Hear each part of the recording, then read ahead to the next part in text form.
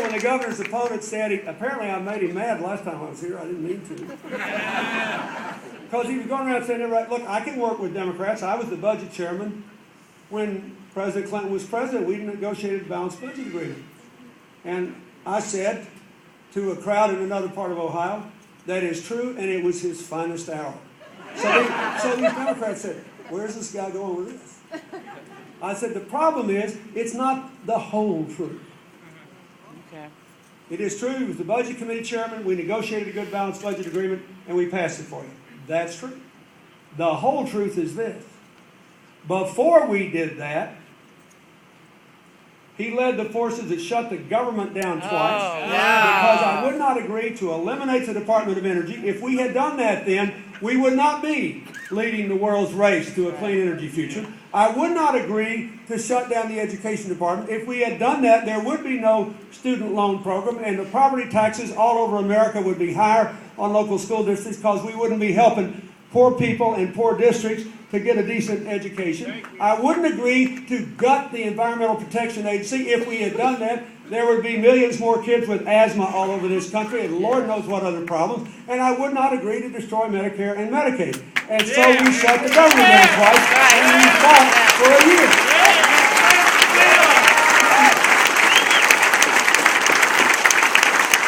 Then the American people said, oh my goodness, I had no idea that's what I was voting for in 1994. You guys shape up and work together. And they got the message and did. The other truth is, he said, the other thing is not quite true. He said the other day that it was really him and the Republicans who did this. They dragged me kicking and screaming to the negotiations. And, you know, I've always been amazed at the bravado of the governor's opponent and the things they'll say with a straight face. Here's the truth.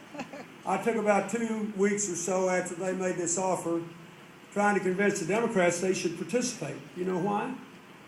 They said, why should we go in and do this? If you don't do anything, the government's going to be in balance. Because we had already eliminated more than 90% of the deficit I found when I came in office because we reversed trickle-down economics with the budget of 1993. Ted Strickland voted for it. Then the Republicans went out and told everybody how terrible it was and it was going to bring a recession. It was the end of time as we knew it. And a lot of people lost their jobs. So I said, what you really should do is give Mr. Kasich 10% of the credit for the fact that we balanced the budget and give the other 90% to your governor and everybody else who was brave enough to vote for arithmetic to reverse trickle-down economics.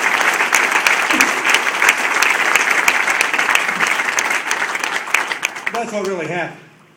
And I told the Democrats that we needed to be a part of this process and we needed to do it together, that somebody had to stop this tit-for-tat fighting, that we could shape the budget, we could make it good.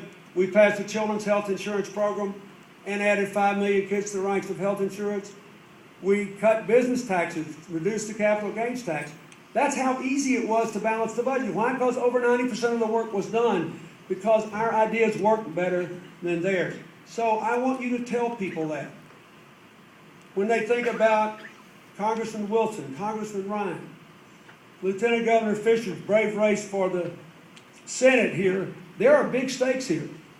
You should vote for his opponent if you want to go back to trickle-down economics and a budget that will give all the tax cuts. It'll be great for me.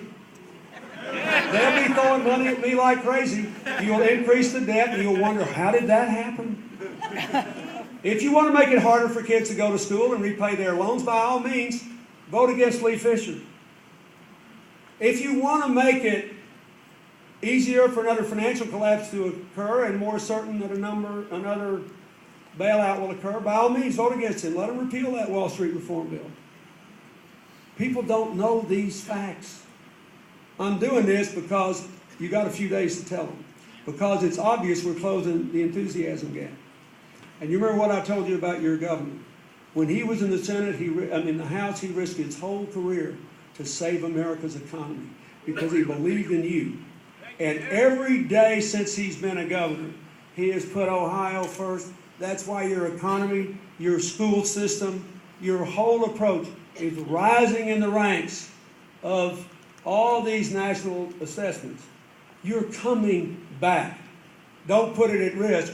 Put the pedal down and keep it going. Re-elect Ted Strickland and elect these people, and let's get going. Thank you, and God bless you.